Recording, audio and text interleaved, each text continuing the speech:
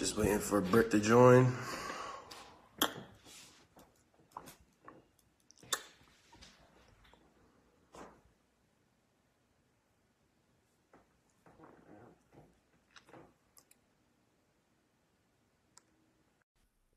Here we go.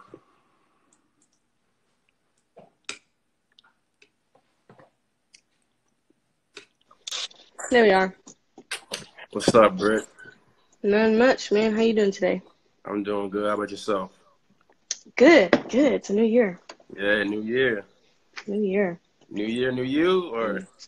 Nah, man. God's still good. I'll just say Yeah, absolutely. I agree with that. that. Cool. All righty. So we got a couple people online. Let's just go for it. Okay, cool. All right. So today, we're going to talk about a little bit of positive self-talk. Yep. I know there are a couple of different directions we can go from there, but we'll just flow and just let it come natural, as we always do. So for you, do you want to just give a little explanation or definition for yourself? What is positive self-talk for yourself? Sure. I mean, I'll start off just general as far as just kind of how I would define self-talk in general, right? So I would say that it's just an inner dialogue, right, that we have with ourselves, and this could be in sport, but it's just daily life too. But basically, it's just an inner dialogue that we have, and there's different types of self-talk we'll get into, but obviously that can be positive or negative. That's how I define it. Yeah, and I completely agree. Same thing. Just the words and phrases, whatever that you think and say to yourself, like you said, whether it's negative or positive, and those things could be affected by the environment, could be affected by past performances, or of you thinking ahead to something. All those things can come into play as well. So, and those performances in the past could be negative or positive that affect the way you view yourself. So yeah, that's pretty much how I would define it as well. Yep. I would add too that it can be out loud as well, so, you know what I mean? Because it could be kind of internal, right? Things we say in our own minds, but a lot of times it also is verbal. Just wanted to add that. Right. What's up, Marcus? Sorry, I had to say out in. No, it's fine. And everybody who joined, thank you for joining. How you Yeah, guys what's up, Frankie? today? Hope you guys starting off your new year right. Yep. Welcome. So piggybacking off of the environment, do you think that someone's environment should have a role in like how well they self-talk? Let's say like if they're in a specific environment and they know that they can perform a skill, but they may have not performed it well in the past, and now they go into that same environment, and although they can perform that skill, now they give themselves some negative words to themselves, and don't feel as confident. Do you think that should play a role in how someone really feels or talks about themselves? I mean, I think that's common and it happens. I mean, I think to answer your question, I think mental toughness, right? The answer to that should be no, right? That past performances, past situations, or whatever, anything in the past, I don't think it should affect our self-talk, because I think really the goal is to be more intentional about it. But I do want to recognize, though, that we are human, right? Absolutely. Whether we're in the athletics or whatever kind of aspect you're in, that human response is going to be more of kind of a gut reaction and tends to be an emotional reaction. So that's there. Like I said, I think as you train this and you really get intentional about your self-talk and having it be more positive, it's going to kind of go in the other direction where the context it doesn't really have as an effect. Yeah, I agree. I think that if you're able to perform a skill and you're very confident in that skill, I don't think that the environment should really change whether or not you talk down on yourself or positive. I think if you could perform it, you should be able to perform it, and it should only be nothing but positivity. So I definitely agree with where you're going. So let's jump into some examples of different types of self-talk. We know that it could be positive and negative, but there are also different types of self-talk. Is motivational, instructional. So let's dive into that a little bit. Okay. Yeah. I mean, I was just peeking a little bit at some research, and it's kind of funny because there's a lot of, I mean, you can really go into a whole bunch of different types of self-talk, right? Even like, Right. self-talk that's irrelevant, right? And for example, like endurance runners, that's kind of very common for them. It's kind of like a distraction type of strategy. So it's just a side note, but different types are out there. But I think maybe for those watching, motivational and instructional might be more relevant to them or common that they can relate to. But instructional is more kind of technique, right? That might be, and it's really process focused, right? Focus on the present moment and basically performance, right? Whatever that performance goal is in the moment. So it's instructional, motivational, right? Sounds just like what it sounds like.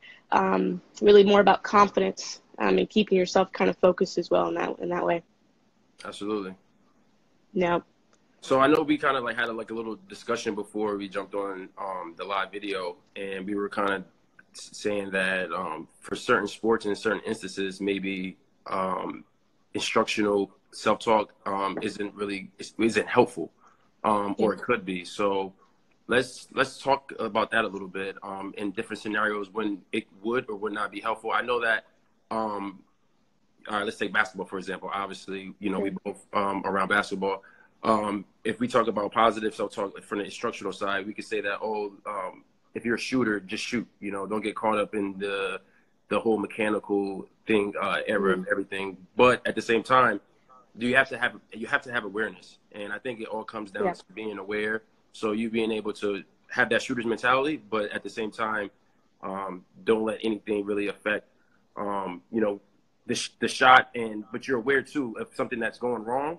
If it's something mechanical or a little tweak that you're mindful of it, and you're able to give yourself that self-talk to, okay, let me fix this, rather than saying, oh, you know what, I suck, I'm a bad shooter.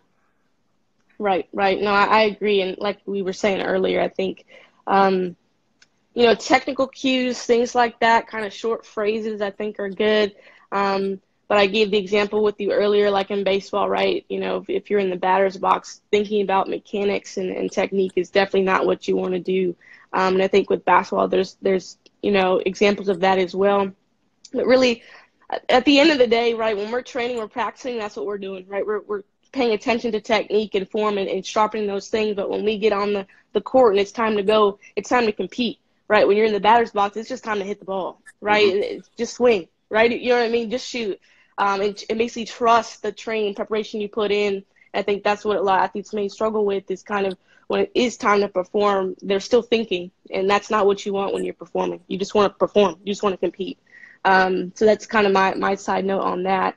So like I said, kind of technical cues are okay, but understanding that getting super instructional during competition can really not really, help you. And yeah, one thing I thought about too when you said this is like shooting slumps, right? So I'm sure we've all experienced that. And I remember, when I would go through that, that's really what's happening, I think, right? You're so in your head about like, why is my shot not falling? Absolutely. Right? You're thinking about technique, like, man, is it my legs? And is it my fingers, like my hand placement? Like, and I think that's just interesting that I just thought about that. But I think that's common during those periods of time. Yeah, and that's perfectly normal, because I know even for myself, I was a victim to that. And not to say that it helped me or hurt me, but it definitely was more on the instructional side of the self-talk. And like, okay, like, is it my elbow? Is it my hand placement? Like you said, is it my follow-through? Like, what is it? What is it? Yeah. But at the same time, throughout those times, I don't think that I ever, told myself, oh, I'm a bad shooter, which would kind of be an example of negative self-talk. So, and to replace all that, you just stick to your guns, and the preparation that you put in. So it's like, I'm a great shooter. And this is where the positive self-talk stuff comes into play, more, and this is less instructional, but more motivational. I am a great shooter. There we go. This whole series about, what you're able to do, and you trusting your skills. And so that way you're taking less focus on the instructional side, but more focus on the motivational side. So I guess it's like a give and take kind of deal. Yeah. Yeah. That's sure. a good point. That's good. Yep. So I think we're supposed to talk about now, how does it really help performance? So we know that research shows that, before performance, it can help with positive self-talk, can help with mitigating anxiety. It also helps with controlling focus and stuff like that. What else would you say that the research shows behind it helping positive self-talk, helping for performance? Yeah, I mean, I was looking at some research, and really one thing that I thought was interesting, it kind of talks about the areas in which self-talk has an impact, right? So looking at cognitions, right? So they say, attentive and concentrated, right? And then, motivation, like we talked about with confidence, behaviors, right? So that's going into kind of the technical part of it, and then emotions, right? So I think when we're talking about this, it's good to be aware of all those areas that it affects. And frankly, okay, I have positive self-talk or I have negative self-talk, right? And how that self-talk kind of sounds is going to affect all those areas. So I think that's something to think about. But yeah, good point with you as far as the pregame, because I was thinking more of kind of during performance, but definitely with the pregame. Um, man, I mean, I think the moment you wake up game day, it starts. Yeah, It absolutely. starts, kind of what you're speaking over yourself. It has a huge impact, kind of throughout your whole day and how you kind of approach, big moments and games in general. But yeah, those are my thoughts on that. Yeah. And like my whole thing is like what you focus on expands. So like whatever, like Mm, game day, if you're focusing on everything, um, but the positivity and trusting all the ability and trusting all the hard work that you've put in, if you've done yeah. those things, done the preparation, then if you focus on that, then that will be the outcome that you receive. If you focus on all the negative things and the doubt and the fear and you being afraid, then that's when those things actually occur. So you have to be careful Yep. because your mind is very powerful, as we all know. So, to stick to, more positive vibes and you will see more positive outcomes. Without a doubt. Without a doubt, what you focus on expands. I love that. And I think one interesting thing I think I want to touch on too is when it comes to positive self-talk, as far as specific statements and kind of the grammar of it, right? So whether we're using the first person, right, like I, versus, you or we, or using your name, right, in the third person. I just want to make a note that, research does show that speaking in the third person actually is more powerful and has a better, a greater impact on performance. I don't know if you've heard or, kind of heard of that, but I think that's pretty interesting. And maybe we can kind of dive in a little bit as far as, what that means and maybe why that has such a great impact versus kind of first person. Yeah, I mean, Yeah. I have seen research on it. For me personally, I pretty much talking like, I more so like, Mm-hmm. I am great at this, more like the whole I and the affirmation, Affirmations. yeah, type of style. So that's what the route that I take, but that's what works for me. There we And go. Yep. for everyone, it may be something different. So I guess you would just have to try it out and see which, resonates with you more and which one of you feel helps you out better. Without a doubt. Yeah. No, that's a good point. I think, for those who maybe want to experiment with the third person, I think one thing, because I think this works for me on a personal note too, is just being able to distance myself kind of From the situation. from the the emotions of it, right? And I think kind of helps you gain control. So that might be something, if you're watching, you want to try out kind of doing it more in the third person, using your name in it. Like I said, can kind of create that distance you might need if the emotions are really taking over you, in that moment. Right. Yep, Okay. definitely. So yeah, so let's get to like the practical side of things. So like how do we go from a negative self-talk to a positive self-talk? Like how do we go from thinking certain things about ourselves to changing that thinking all of a sudden? And we know obviously this is something that obviously takes work. It's not something that's going to happen overnight. It's something it takes practice, and you have to be very diligent and aware. As we stated before, that's the most important thing. So what are some ways I could start it off by just saying like the first thing is you have to recognize your thoughts. There we go. A lot of people, they blame everything else rather than putting the ownership on themselves because Yeah, we control our thoughts. Plain and yeah, simple, we control. We may now our thoughts may not be something good, but then that's when we have to be able to recognize them. So yeah, just having that awareness to be able to recognize the thoughts and pay attention to that chatter that you're saying to yourself and be able to notice whether or not it's negative or positive, then that's half the battle right there. So I think that's yeah. step one. Where would you go from there? Um, Man, I would just second it. Like you said, it's the awareness piece of it, and You know, I would be lying if I said that this wasn't something that I'm continuously working on. I think as human beings, it's just what we're constantly trying to grow in that area, because I think, like I said, kind of our gut reaction to things, and this gets deep. You know, we're talking about context, and we can even get into coaching behaviors and how coaches can influence the self-talk that the athletes have, and just the environment and the culture that you're in definitely affects that, and personality factors, all that kind of stuff affects kind of our automatic thoughts. But hey, we have automatic thoughts, and they tend to be kind of negative, and being aware of that is the first step. But then, like we say, kind of going into that second step is about being intentional about it. And that comes from really, it just comes from being intentional about it, putting effort into it. Because once we recognize those negative thoughts, those automatic thoughts, and then also being aware of the context that they tend to surface in, right? We can understand triggers and things like that. Okay, that's the deal. That's kind of what I'm struggling with.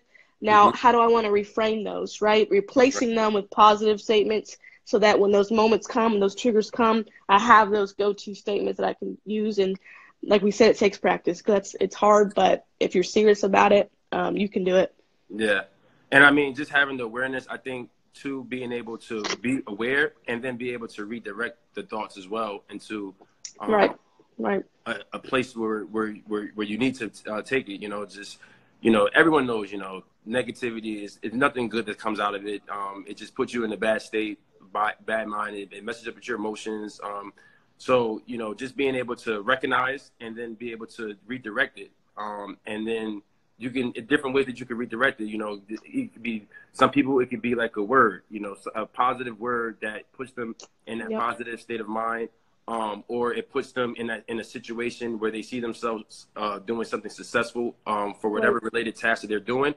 Or it could be also a visual image. So it could be a visual image of themselves doing the same thing, something of them succeeding at whatever the task is that they're doing. So that's something that I would say that could help with switching from a negative self-talk to a positive self-talk. Yep. No, I agree 100%. 100%. It's a process, right? And be patient with yourself when it comes to it. Like I said, man, I think we're all working on that. But I do want to just add one note on this, and we talked about it, you and I, via text, but I know personally, I know some athletes that use negative self-talk, and it's very intentional, right, for them.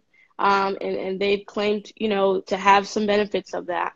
And I just want to speak to anybody on here, whoever watches this later, if that's you, like we said, this stuff is really, it's personal, right? So we can kind of share this and preach this stuff, but at the end of the day, it comes down to your unique situation, your personality, your background, and kind of just who you want to be as an athlete and what works for you, right? So if negative self-talk works for you, hey, it works for you, right? But I think what we're trying to say is just to be cautious about it and understand that there could be some pitfalls to it. And again, understand your triggers, recognize certain, you know, situations where maybe that negative self-talk isn't as beneficial, right? And it kind of gets you down that emotional route, gets you distracted from kind of the task at hand, gets you kind of all up in your ego, right? Worried about the outcome as opposed to the process. Just be aware of that. That's what I'll say to that. Yeah, and I completely agree. Like me personally, I can't ever say that I've used negative self-talk. Usually when I talk negative of myself, things just go downhill from there. So I just stay away from it. Yeah, I don't see really the benefit. But like you said, it's unique to everyone. Some people may use it because it backs them up in the corner, and then they have nothing else to do but to get out of it. And they like that feeling, and it works. So, you know, by any means, you know, it works for them. So whatever works. Whatever works.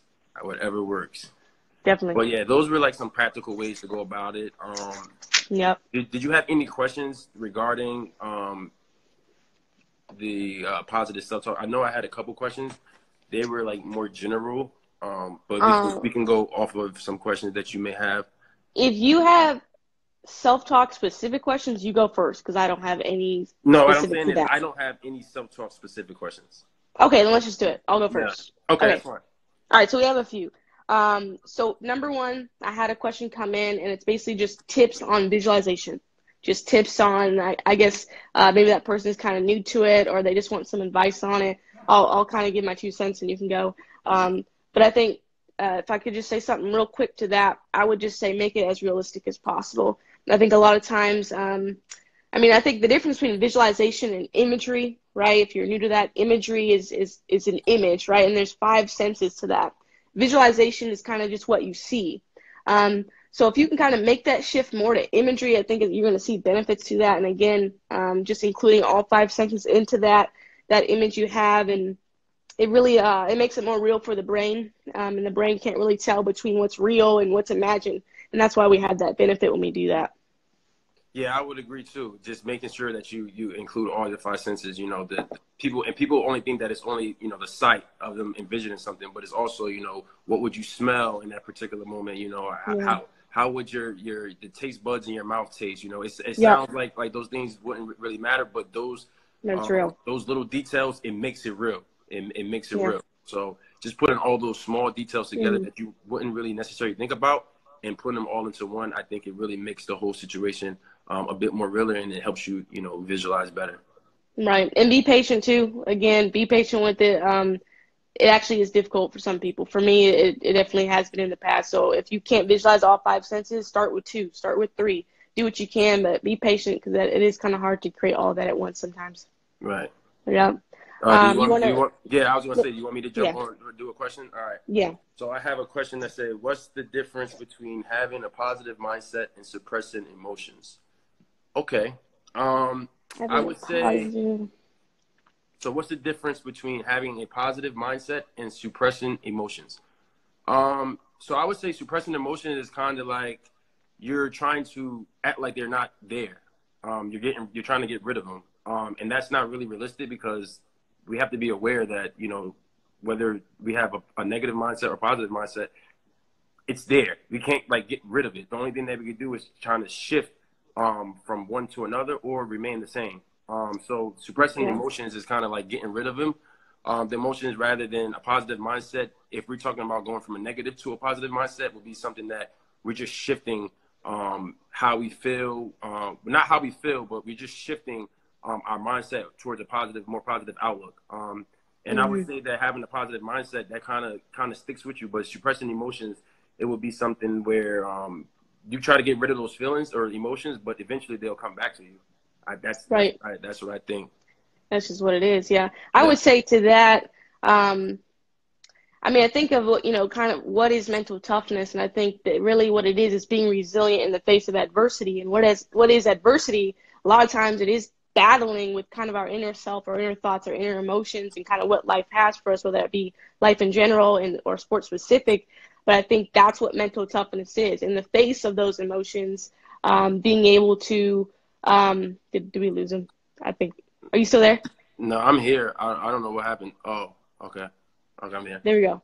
We're here. Okay. Basically what it is to staying strong and be resilient in the face of those emotions. And I think that's what a positive mindset is. So like you said, I think, you know, kind of putting away with those emotions doesn't really do much for you. They're still there. Yeah, they're still, and even if you think they're going away, they're going to come back, you know? Yeah. So that's a good question, though. Okay.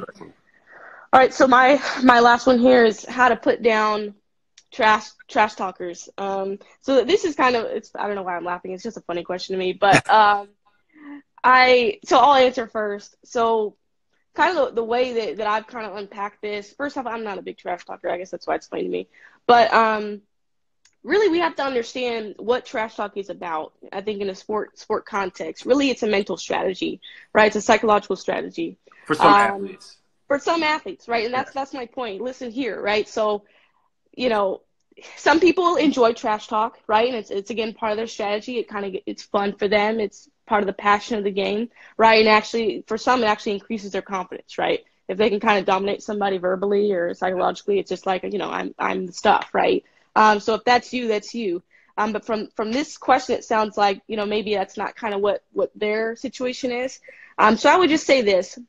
Understand that you can't control what your opponents say or do, right? But what you can control is yourself and kind of your strategy when it comes to that kind of stuff, right? So your goal essentially would be to kind of put up some type of protection or guard against that kind of psychological part that you're dealing with. And so I think self-talk, I think it goes with it. right? There's a number of different things that you can use. But I think self-talk is good, right? Because what it does, it helps you to refocus on what's important, refocus on what's internally, what you're trying to accomplish, and kind of keep up that mental toughness. But again, it's just a mental strategy. It's a distraction.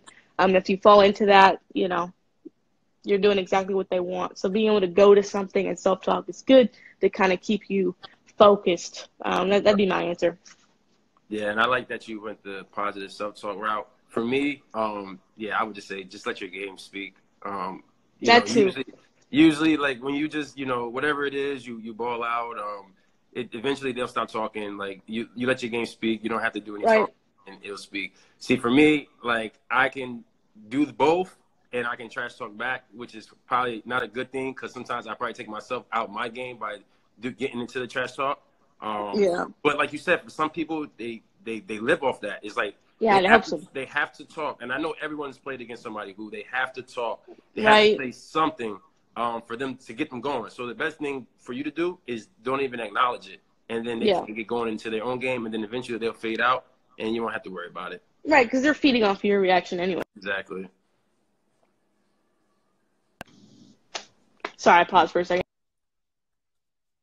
No, we're good. But yeah, that's all I got. You got another question? Yeah, I have one more. It says, how do you turn a bad mood around? This is just general, or? Yeah, just like feeling bad and turning around to something good. So I listen. I mean, everything starts with awareness. Like the more you're aware of, where you are in the state of being that you are, and if you're trying to change that, if you're aware, it just makes it so much easier to transition over. I would say that, with that being said, with being aware, you also, it's like you can, like we touched about it earlier. You control your thoughts. So people, a lot of people, they say, oh, I'm feeling bad, and they let their feelings dictate their mood, and now they're gonna have a bad day because they're feeling bad. But you control that. You know what I mean? Like you control, like, even you can have the worst thing happen to you in the world, but you can choose to either be negative about it or positive. And whether or not, it may start off as you being negative, and depending on the situation, you may be like, oh, you might talk down on yourself, but then that's when you make the choice, and it's on you to make a decision.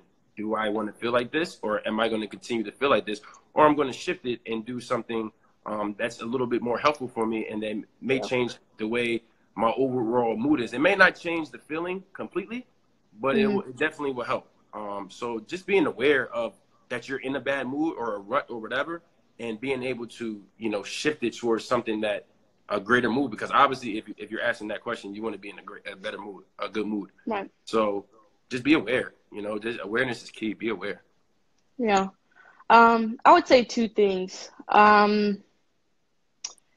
First, the human condition is hard, right? I think emotions, that's, emotions are hard to deal with at times, but I would say, I would battle it, because this is something I'm doing too, is gratefulness and joy, and trying to meditate on that and have that be kind of that forefront emotion that you want, right? Like I said, it starts when you wake up, right? It starts the minute you wake up on game day or just any day you have. I think gratefulness and thankfulness kind of can combat that. Secondly, I think in the sport context, for me as an athlete, I struggle with that for a period of time. And really kind of my solution to that is really, I made the decision that I would just show no emotion. And that worked for me, but I had to make that decision to kind of come into the game and have that game face on, and not really give my opponents anything from me as far as my reactions and thing. It was in my head, but it wasn't given to them to kind of use to their advantage or get me to kind of go off balance. So It kind of had a double purpose to it. But I guess that's just, maybe something to think about if it's a sport related question. I think for me, it worked for me. It's just to really just make that decision that I'm just not going to give my opponents or really anything. And it helps me to stay centered and not get so emotional. But there's different techniques you can use. Yeah, absolutely. Yeah. I agree. Yep. Yeah, I think that's all the questions we have. If anybody else has a question regarding positive self-talk or any practical ways to, shift your mindset, Drop your questions into the comment box, or shoot us a DM with the Yeah. questions, and we'll gladly, you know, answer them. We can bring them back up in the next IG live that we do. Whatever we feel is best, we'll do it. But for sure, get those questions to us, and we'll answer them for sure. Anything else you have to say? No, definitely just drop them in the DMs. We'll get back to you as soon as we can. And again, if anyone's interested in diving into this further, as far as kind of their personal journey with mental training and all that kind of stuff, I'm open to it. Hit me up in the DMs. We'll get going with you. And Britt, we have to mention, guys, go download the Mental Minute on iTunes, okay. Spotify, everything. It's fire. It's imagery, but it's a different type of with some swag. We're gonna just put it like that, with some swag. It's imagery with some I appreciate swag. that. I appreciate that. Yeah, go ahead and So, follow the Mental Minute on IG. There's information there, but basically it's an EP, it's a project.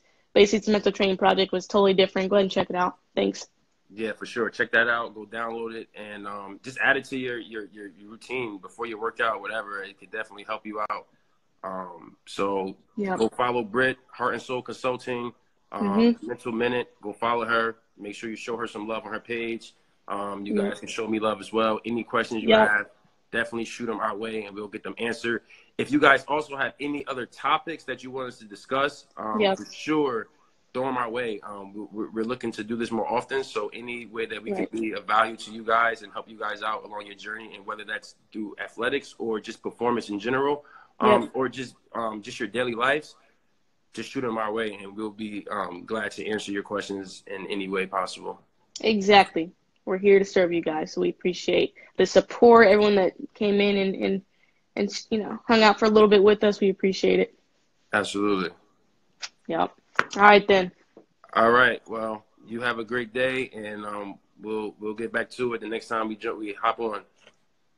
Without a doubt. All right, David. Appreciate it. Catch you later. All right. No doubt. Take care. See you.